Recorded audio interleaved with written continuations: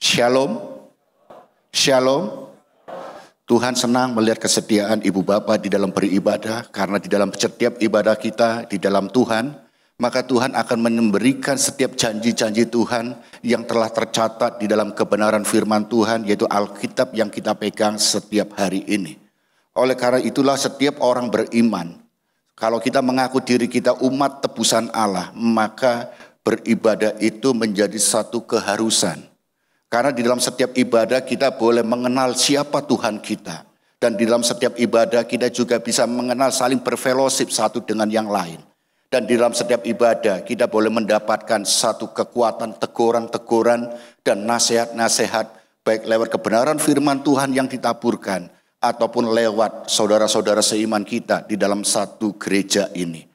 Nah, ibu bapak dan saudara yang dikasihi Tuhan Yesus Kristus, pada pagi hari ini kita akan belajar satu tema tentang ibadah sejati, yaitu serupa dengan gambaran Kristus. Ibadah sejati yaitu serupa dengan gambaran Kristus. Tentu kita akan bertanya, apa itu ibadah? Pada dasarnya setiap keyakinan di dunia ini mengenal apa yang disebut dengan ibadah. Baik itu kepercayaan apapun di dunia ini, agama purba atau agama suku, agama model tradisi-tradisi yang lama atau apapun, mereka mengenal dan tidak asing dengan namanya ibadah.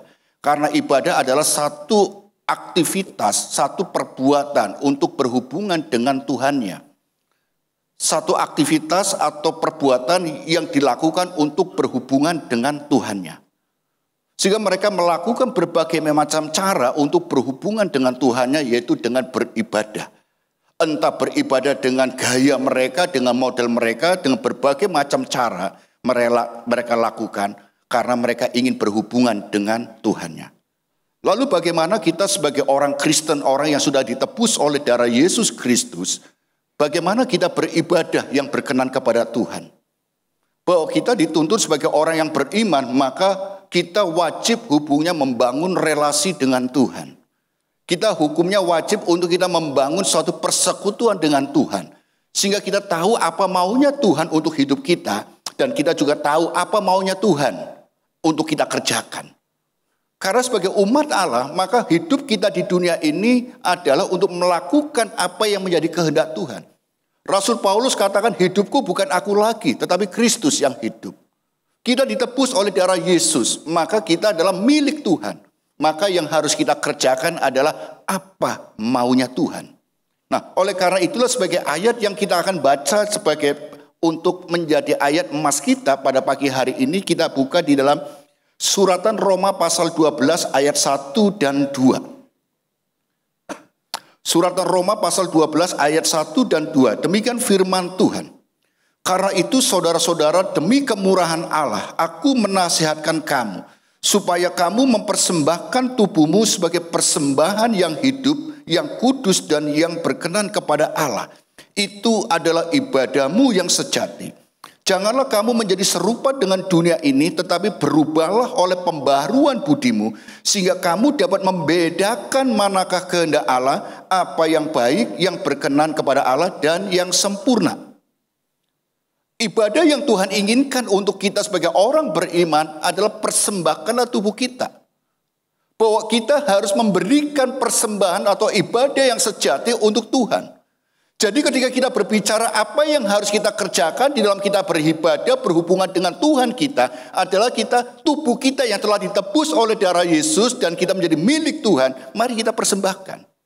Tuhan tidak melihat harta kita, kekuatan kita atau apapun. Tetapi hidup kita lah yang Tuhan inginkan. Di dalam Kejadian pasal 2 ayat 7 bahwa manusia diciptakan dari debu tanah. Dan kemudian Allah menghembuskan nafasnya untuk kita sehingga manusia dikatakan hidup. Jadi manusia hidup itu berbeda dengan ciptaan-ciptaan yang lain karena ada roh Allah yang dihembuskan kepada diri kita manusia. Sehingga yang membedakan manusia dengan ciptaan yang lain adalah salah satunya adalah kreativitas. Manusia dicipta. Cipta bahasa Inggris katakan create. Create adalah kalau kita bahasa Indonesia ada kreatif. Maka manusia pada dasarnya memiliki ide-ide yang luar biasa. Manusia pada dasarnya punya apa? Punya visi. Manusia pada dasarnya punya kreativitas. Sehingga ketika kita berbicara bersama dengan Tuhan sebagai ciptaan Tuhan yang mulia, maka tidak ada masalah apapun yang tidak bisa kita kerjakan ataupun masalah itu membuat kita itu lemah. Karena manusia diberi akal, manusia hidup karena dihembuskan roh Allah. Allah kita adalah Allah yang kreatif. Dan roh itu dihembuskan kepada ibu bapa dan saudara dan saya. Sehingga kreativitas itu diturunkan kepada kita, maka kita memiliki kreativitas. Jadi kalau kita merasa sebagai manusia kita tidak bisa apa-apa, saudara sudah melupakan siapa pencipta kita. Tidak punya Allah. Maka setiap orang katakan kalau kamu tidak makan, kalau kamu tidak bekerja, kamu tidak akan bisa makan. Kalau orang hanya berbicara makan, maka semua orang tidak akan sampai kekurangan makan. Kalau kita mau berusaha. Kalau kita mungkin dalam situasi kondisi kita nggak bisa apa-apa, kita bisa menciptakan peluang-peluang karena kita punya kreativitas.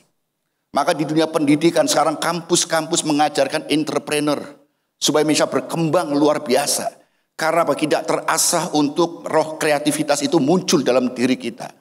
Tidak ada masalah yang tidak bisa kita hadapi. Setiap masalah pasti bisa kita kerjakan atau kita selesaikan. Karena apa? Janji Tuhan katakan kepada kita, aku menyertai engkau. Oleh karena itulah diri kita yang sudah ditebus oleh darah Yesus Kristus, maka kita persembahkanlah untuk Tuhan sebagai ibadah yang sejati. Ketika kita mempersembahkan ibadah yang sejati, maka kita mempersembahkan diri kita. Ya, next. Ibu, bapak, dan saudara yang dikasihi Tuhan Yesus Kristus, inilah kalau karena kita menerima kasih Tuhan, maka kita mempersembahkan diri kita kepada Tuhan. Nah, untuk kita mempersembahkan sebagai ibadah yang sejati itu, maka tubuh kita yang sudah ditebus oleh darah Yesus, mari kita berikan kepada Tuhan, persembahkan. Ketika tubuh kita dipersembahkan kepada Tuhan, Tuhan ingin yang hidup. Saudara, maka selama kita masih hidup di dalam Tuhan, selama kita punya nafas, masih bisa kita tarik dalam hidup kita, maka kita persembahkan untuk Tuhan. Ketika waktunya kita dipanggil Tuhan, kita tidak bisa apa-apa. Apa menjadi kebanggaan kita ketika kita sudah dipanggil Tuhan? Tidak bisa apa-apa. Selama kita masih ada kesempatan dan diberi nafas, mari kita persembahkan karena roh Allah ada dalam diri kita. Manusia hidup karena hembusan roh Allah. Selama kita bisa bernafas, kita hidup, mari kita kerjakan untuk memuliakan Tuhan. Apa yang kita bisa kita lakukan, itu yang harus kita kerjakan. Tuhan menaruh setiap potensi-potensi pada diri ibu bapak semuanya. Maka saya selalu katakan di tempat kami melayani, saya selalu mengundang jemaat untuk terlibat di dalam pelayanan. Saya dengan kata-kata ibu bapak dan saudara yang dikasihi Tuhan Yesus Kristus, kalau di dunia kerja sekuler, selalu dinantikan dibuka lowongan pekerjaan, loker. Tetapi di gereja kita, saya akan dibuka lowongan pelayanan. Siapa yang ingin rindu untuk melayani, mari bergabung ke pelayanan. Tentu kita punya aturan untuk membawa mereka untuk terlibat di dalam pelayanan sesuai dengan potensi-potensinya masing-masing. Tetapi saya undang untuk jemaat Tuhan untuk terlibat di dalam pelayanan. Karena saya berharap jemaat Tuhan, gereja ini bukan sebagai tempat untuk bermain atau tempat untuk hanya kunjungan biasa. Tetapi gereja ini menjadi rumah kedua kita. Sehingga kami inginkan jemaat Tuhan yang kami layani untuk mereka terlibat di dalam pelayanan. Kalau bukan kita yang melayani di gereja kita, siapa lagi? Ada yang usia sudah 60 tahun, 70 tahun, aku ingin melayani. Saya buka di tempat kami buka ada setiap ibadah ada doa di belakang mimbar. Ibu-ibu ini yang berdoa di belakang mimbar. Bergabung berapa orang, kemudian kita jadwal untuk mereka. Karena mereka kalau suruh mimpin pujian WL, ngos-ngosan nanti nafasnya. Gak akan nyampe nanti. Kemudian ada lagi, aku mau pengen pelayan ini. Kita lihat mereka bidangnya apa sesuai dengan kemampuan dan potensinya. Karena kalau kita jemaat Tuhan tidak kita libatkan di dalam pelayanan, jemaat akan merasa bahwa gereja ini, tempat ini adalah tempat untuk kita bermain, berkunjung saja. Tapi bukan menjadi bagian dari kita. Bukan menjadi rumah kita. Maka saya rindu semuanya. Ambillah bagian dalam pelayanan. Sehingga ketika kita memiliki bahwa rumah ini, gereja ini adalah rumahku, gerejaku, maka kita siapa kalau bukan kita yang merawat, bukan kita yang melayani bersih-bersih segala macam, maka kita pun tidak punya tanggung jawab. Kita harus mempersiapkan itu. Nah saudara, kita mempersembahkan tubuh kita yang hidup, firman Tuhan katakan, hidup kita ini karena kita sudah ditebus oleh darah Yesus Kristus, maka kita perlu untuk menjaga kekudusan itu.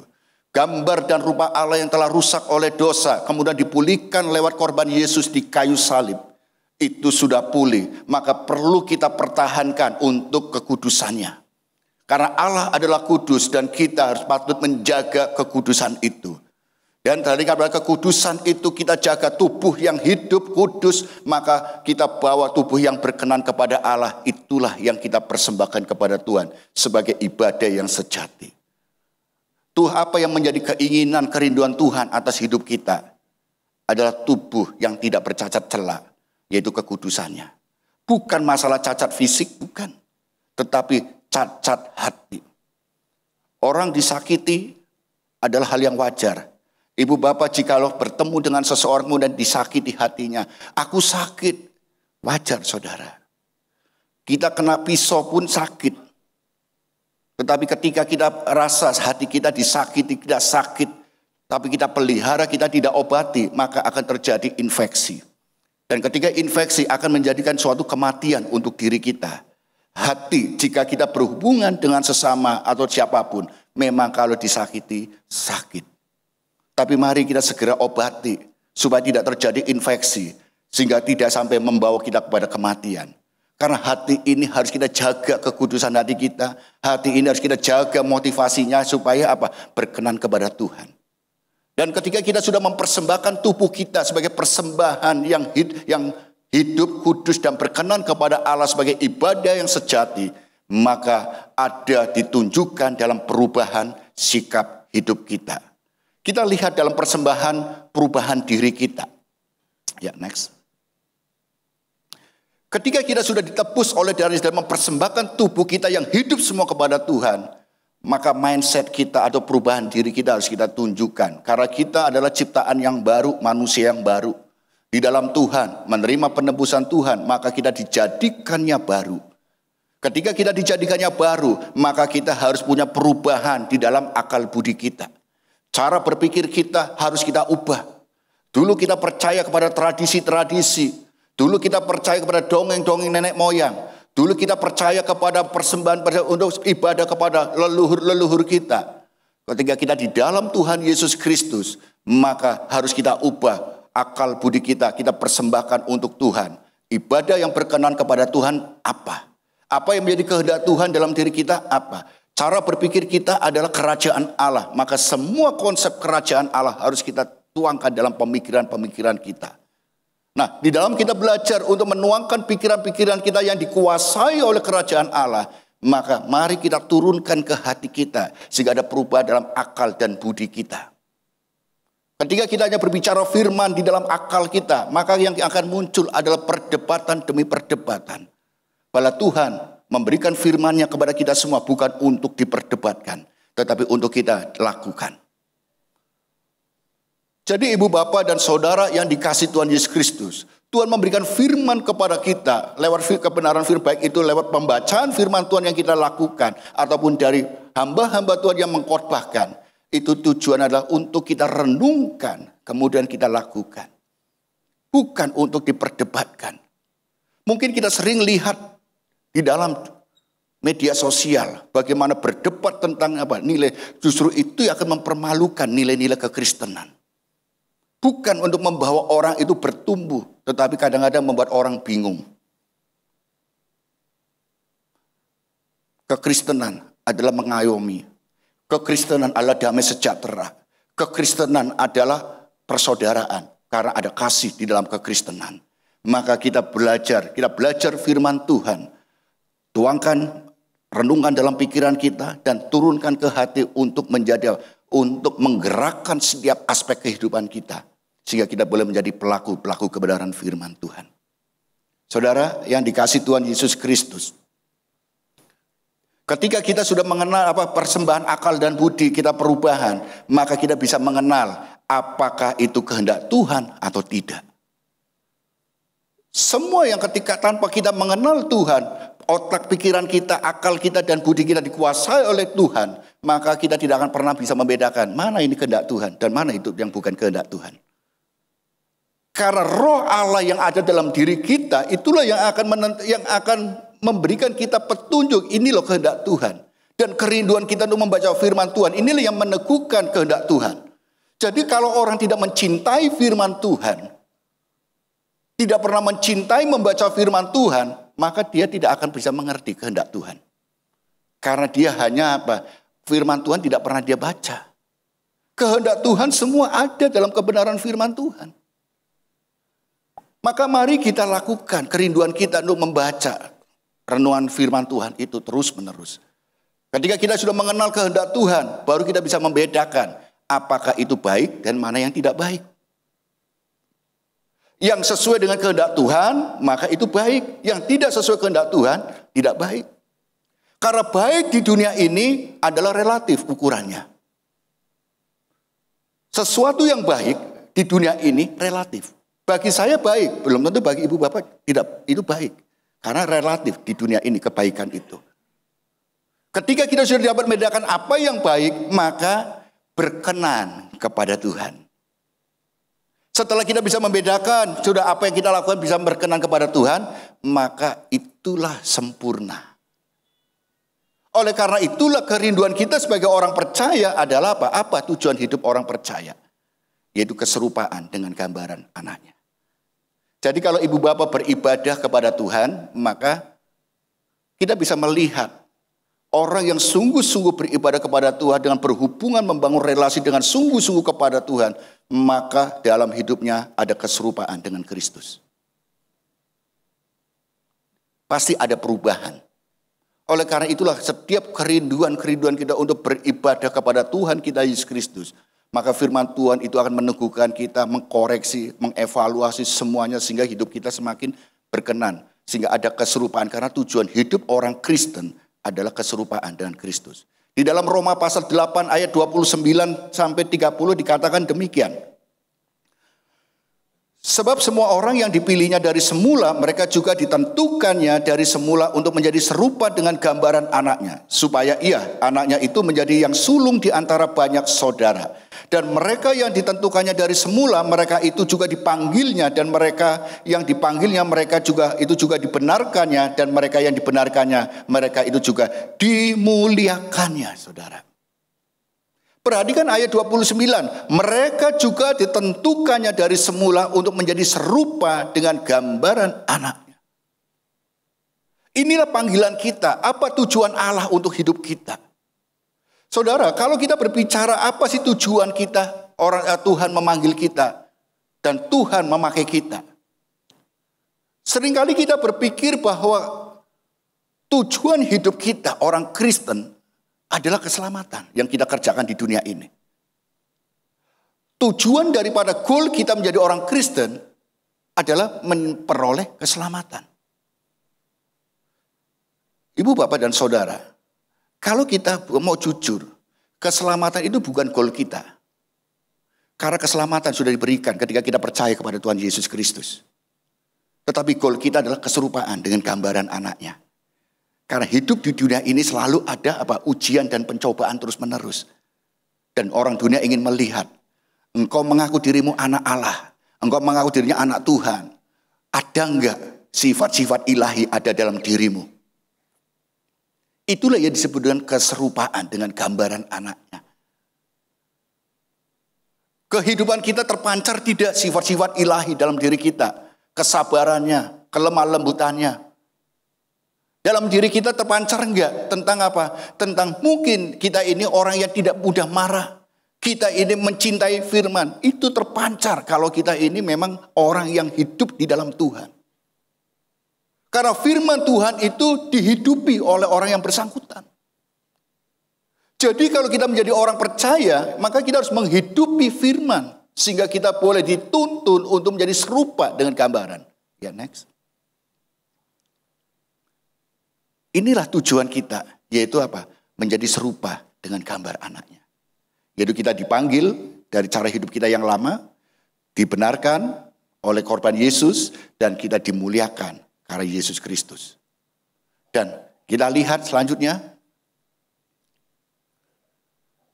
tujuan hidup orang percaya, apakah kita selamat untuk kita beribadah kepada Tuhan?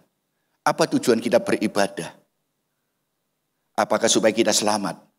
Apa tujuan kita beribadah? Apa kita ingin mendapat jodoh? Apa tujuan kita beribadah kepada Tuhan? Atau yang lain, dapat pekerjaan dan lain sebagainya.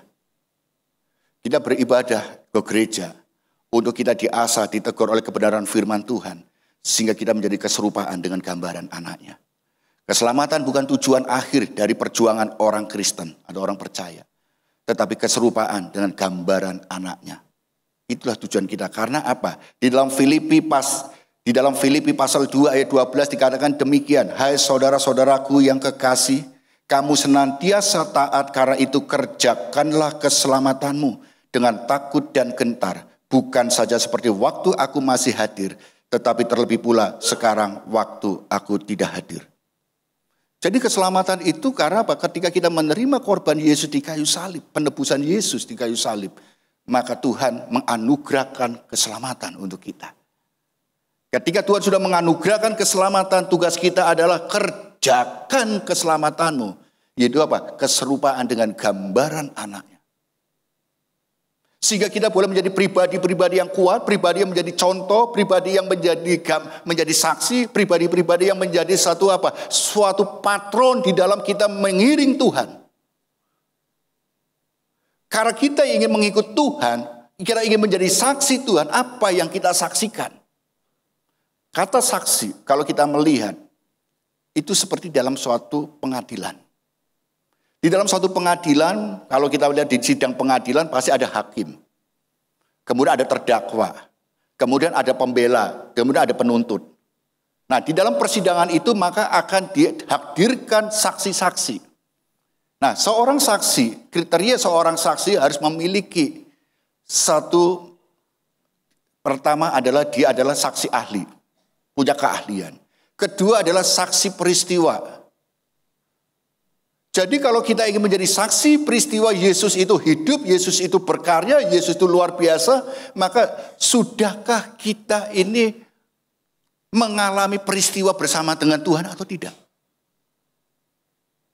Kalau kita sudah mengalami peristiwa dengan Tuhan, maka kita akan kuat.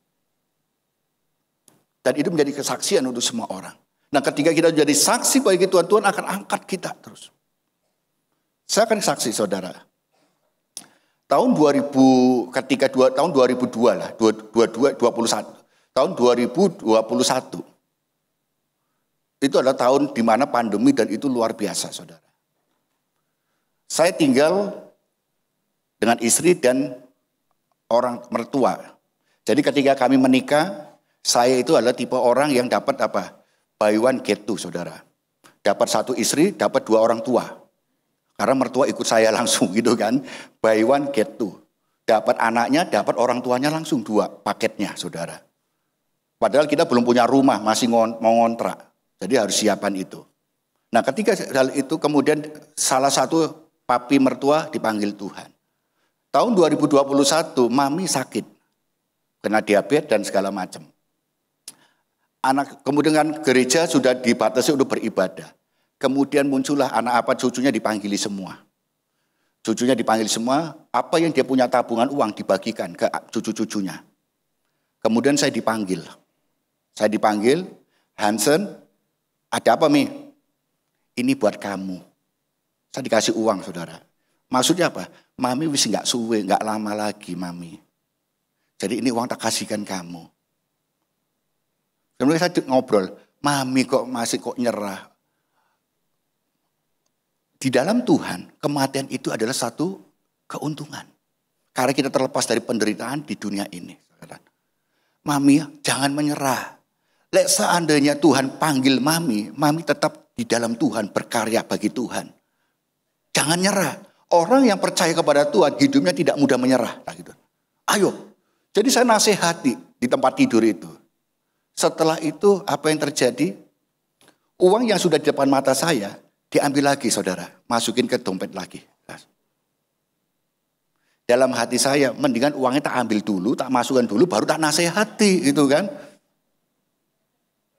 Jadi uang itu sudah di depan saya langsung apa? Diambil lagi. Loh kok dimasukkan lagi gitu kan. Nah, singkat cerita akhirnya dia pulih. Saya dorong ke gereja, itulah dampak dari ibadah. Untuk menumbuhkan iman itu tidak dorong ke gereja, dia dalam jalan, dia bisa jalan kaki, saya dorong pakai kursi roda ke gereja. Nah dari gereja itu dia mendengar firman Tuhan, bertumbuh imannya. Kemudian sakit lagi saudara. Nah ketika sakit lagi kakinya luka karena diabetes. Dalam hati saya, siapa yang akan merawat luka ini? Manggil suster, perawat, sehari berapa? Saya hitung-hitungan itu kan. Akhirnya saya sudah tak rawat saya aja. Jadi pagi dan sore saya telepon teman seorang dokter bedah, bagaimana cara merawat luka diabetes. Saya diajari semuanya. Oke, saya kerjakan.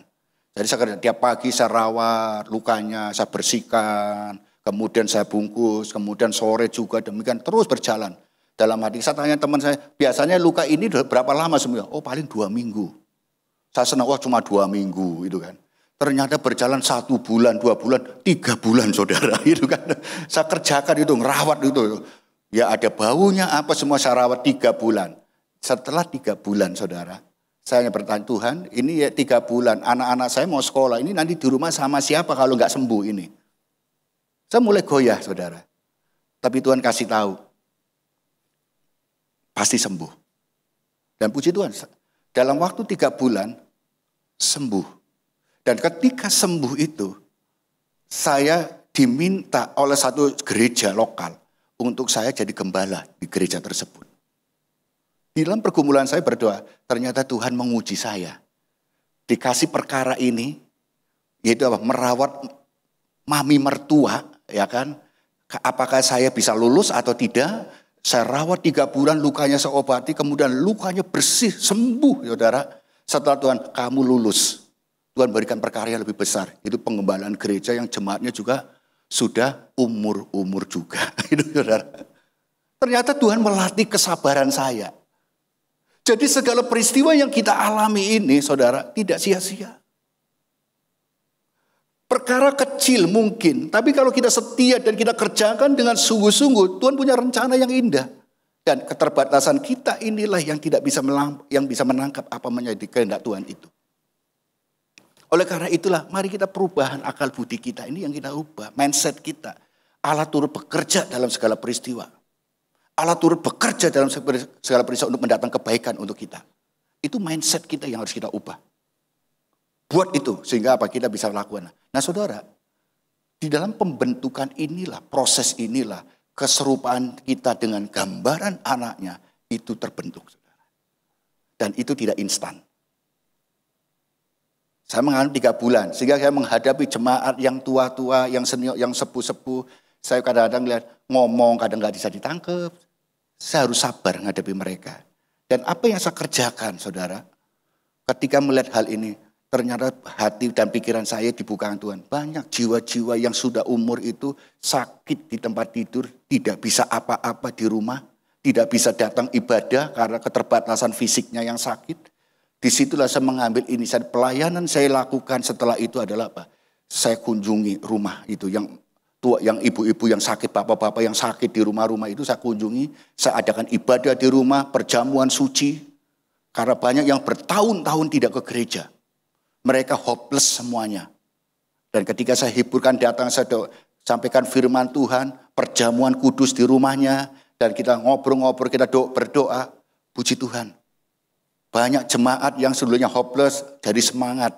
Akhirnya bisa jalan lagi dan akhirnya ke gereja lagi. Dan puji Tuhan lagi, ada lagi jemaat yang saya kunjungi 1 kali, 2 kali. Akhirnya dipanggil Tuhan, saudara. Berapa banyak dipanggil Tuhan yang sakit. Lebih baik dia lepas dari penderitaan. Tetapi di dalam Tuhan, dia dipanggil Tuhan. Karena kita nyampaikan kebenaran firman Tuhan kepada mereka. Nah saudara, tugas kita inilah ibu bapak semuanya. Untuk membagi kasih kepada mereka semua. Jadi jangan kita nuntut pendeta, jangan menuntut gembala, jangan nuntut pengerja atau apapun. Kita ini yang harus bekerja, saudara. Dan puji Tuhan, banyak yang kembali dan banyak yang kembali ke gereja atau kembali ke rumah Bapa, saudara. Tetapi mereka kembali ke rumah Bapa bukan di dalam suatu kehopelessan atau di dalam keputusasaan. Tetapi dia kembali ke rumah Bapa di dalam suatu kesukaan. Karena apa? Dia dengar firman Tuhan 2 kali, 3 kali saya datang ke sana, kalau ketemu langsung senyum-senyum. Apa Tuhan Yesus siapa? Tuhanku, juru selamatku. Sehingga dia pulang ke rumah Bapa dengan sukacita. Saudara, karena bagi orang Kristen, orang percaya, kematian bukan sesuatu yang menakutkan. Tetapi kematian itu adalah sesuatu yang membahagiakan. Karena kita terlepas dari penderitaan di dunia ini.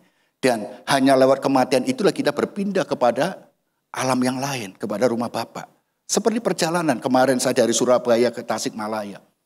Dalam perjalanan siang hari melihat jalanan membosankan, saudara. Tetapi saya tidur. Ketika saya dalam perjalanan tidur itulah.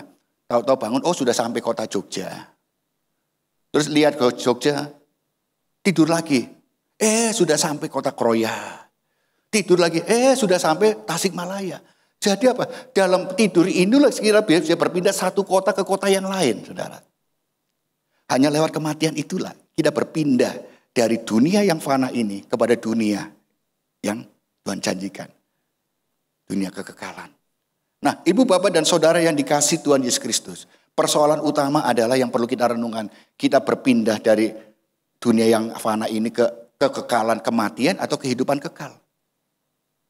Hanya di dalam Tuhan Yesus Kristuslah itu jaminan keselamatan. Ibu, bapak, dan saudara yang dikasihi Tuhan Yesus Kristus. Di dalam 1 Petrus pasal 1 ayat 6 sampai dengan 7 dikatakan demikian.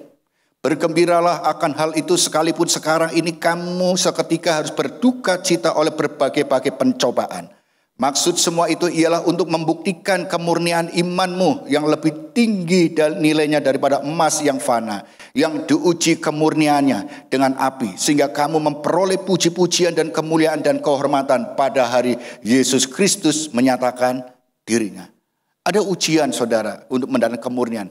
Jadi kita ini dimuliakan untuk menjadi serupa dengan gambaran Kristus lewat peristiwa-peristiwa. Lewat proses-proses kehidupan kita. Saudara mungkin lihat, saya kalau jalan kan agak pincang. Saudara, jalan kaki saya itu pincang. Ini dampak daripada, ini berkat dari peristiwa sekitar 6 tahun yang lalu. Mungkin Bapak Ibu pernah mendengar tahun 2018-an, di mana Surabaya, berapa gereja kena bom gereja, ya kan? Salah satu gereja yang kena bom adalah gereja tempat kami melayani. GPPS. Dan saya memang terhindar dari itu. Tetapi ketika mengurus korban-korban ada 8 orang yang meninggal dunia dalam peristiwa bom itu. Dan gereja hancur, saudara. Depannya itu hancur. Nah, ketika saya mengurus korban, lari ke sana, lari ke sini. Muncullah, saya nggak terasa. Kaki saya, tendonnya itu bermasalah. Radang tendon. Karena saya harus mengurus. Di situ ada asrama, ada korban, yang di rumah sakit, ada di mana, ngurus gereja segala macam. Dan apa yang tadi, sehingga saya tidak sadari bahwa kaki saya itu meradang, kaki saya itu sakit, saya nggak terasa. Sampai berlama-lama, akhirnya saya nggak mikirkan itu, ternyata akhirnya apa? Berdampak. Tendon saya itu, kaki saya, betis saya itu mengecil, saudara. Dan melihat korban itu luar biasa. Tetapi saya tidak pernah mengeluh untuk hal itu. Karena apa? Saya percaya apa yang saya lakukan itu untuk Tuhan. Dan saya pengobatan terus-menerus lakukan. Dan saya percaya, walaupun saya belum pulih 100%, tapi saya masih bisa untuk beraktivitas, untuk melakukan apa yang menjadi kehendak Tuhan untuk saya. Dan ketika saya lakukan semuanya, terus sampai berobat segala macam, saya percaya Tuhan menaruh ini supaya apa? Rasul Paulus katakan, ada duri di dalam dagingku. Mungkin juga saya bisa berkata, ada masalah di kakiku, ada tendon di masa. Sehingga apa? Saya tidak perlu, saya harus membatasi ruang gerak saya. Dulu saya suka naik gunung, wisata kemana. Tapi setelah sakit ini, saya harus membatasi, tidak melakukan kegiatan-kegiatan demikian. Saya hanya fokus untuk melayani pekerjaan Tuhan. Di gereja dan sebaik besok, segala macam. Membatasi diri, saudara. Karena apa? Ketika kita mungkin merasa kuat, merasa hebat, sadar tidak sadar kita sudah mencuri kemuliaan Tuhan. Oleh karena itu keserupaan dengan gambar Kristus itu penting dan sungguh nyata untuk kita semuanya. Nah, ibu, bapak, dan saudara yang kasih Tuhan Yesus Kristus, sebagai relevansi di dalam hidup kita. Ya, next. Mungkin kita menghadapi pergumulan-pergumulan hidup. Tetapi percayalah bahwa pergumulan hidup itu tidak dirancang untuk menghancurkan kita. Tuhan tidak pernah merancang pergumulan yang kita hadapi untuk menghancurkan kita. Karena Tuhan adalah kasih. Tetapi apa? Untuk memurnikan iman dan keserupaan dengan gambar Kristus. Jadi kalau kita melihat tentang kenapa kita menghadapi situasi kondisi sulit, itu untuk memurnikan iman kita. Hanya orang yang beriman, yang murni itulah yang akan melihat kerajaan Allah. Oleh karena itu jaga hatimu dengan segala kewaspadaanmu. Karena di dalam hati inilah akan memancarkan kehidupan. Jika hatimu kotor, maka akan terpancar kehidupanmu akan kotor. Cara tindakanmu itu akan selalu mencari sesuatu yang oportunis, pragmatis, kepentingan untuk diri kita. Kita akan menjadi pribadi-pribadi yang licik-picik. Karena hati kita dengan perbuatan kita tidak sama. Jadilah orang yang berintegritas, yang berkarakter. Di mana perbuatan kita, perkataan kita sama dengan hati kita. Hati yang dikendalikan oleh Roh Kudus, maka akan memancarkan kehidupan. Oleh karena itu ibu, bapak, dan saudara, Tuhan izinkan masalah terjadi untuk memurnikan iman kita. Saya suka buah mangga, saudara. Kalau kita makan buah mangga, paling enak adalah buah mangga yang masak pohon, saudara. Tetapi untuk kita menikmati buah mangga yang masak pohon itu butuh proses yang panjang. Bisa masak asal dikarbit matang, tetapi rasanya tidak enak. Untuk kita masak pohon yang rasa yang maksimal adalah masak pohon. Tetapi untuk masak pohon butuh proses yang panjang dan perawatan. Ketika sampai pada waktunya buah itu matang, maka kita makan, itu adalah buah yang rasanya itu maksimal sesuai dengan ini. Demikian juga Tuhan menginginkan hidup kita ini apa? Ketika Tuhan ambil diri kita, ketika Tuhan panggil kita, masak pada waktunya. Sehingga ketika Tuhan panggil kita, Tuhan benar-benar engkau sudah serupa, engkau sempurna seperti Kristus. Pulanglah. Jangan sampai ketika Tuhan panggil kita, kondisi kita ini tidak masak, saudara. Hidup kita ini goyah ke sana kemari. Hidup kita tidak mudah untuk berini. Sehingga kita akan ditemukan orang yang tidak berkenan. Nah, ibu, bapak, dan saudara yang dikasih Tuhan Yesus Kristus. Ingatlah, Tuhan bersama dengan ibu, bapak. Lakukanlah ibadah bersama dengan Tuhan. Mempersembahkan tubuh kita sebagai persembahan yang hidup. Yang kudus, yang berkenan kepada Tuhan. Lewat perubahan sikap hati kita, akal budi kita. Sehingga kita bisa lihat mana yang berkenan kepada Tuhan. Mana yang baik dan mana yang sesuai kehendak Tuhan dan yang sempurna. Nah, ibu, bapak, inilah menjadi suatu perenungan teguran untuk kita semua di dalam Tuhan.